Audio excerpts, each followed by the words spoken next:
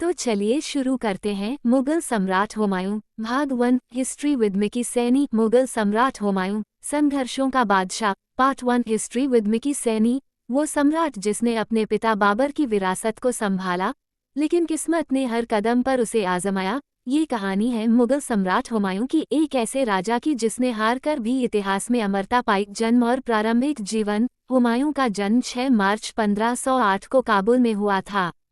वो बाबर और महम बेगम के पुत्र थे।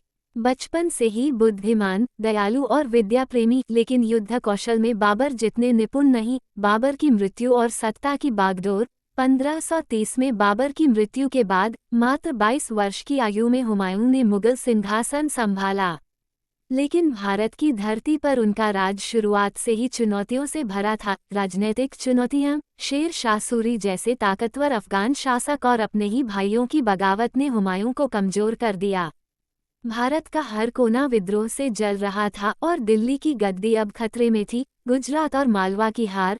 हुमायूं ने गुजरात और मालवा पर विजय पाने की कोशिश की, लेकिन अनुभव की कमी और राजनीतिक गलतियों ने उन्हें हार की ओर धकेल दिया।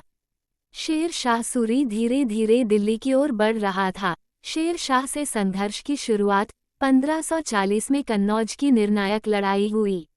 शेर शाह सूरी ने हुमायूं को पराजित किया और मुगल सत्ता कुछ समय के लिए भारत से मिट गई।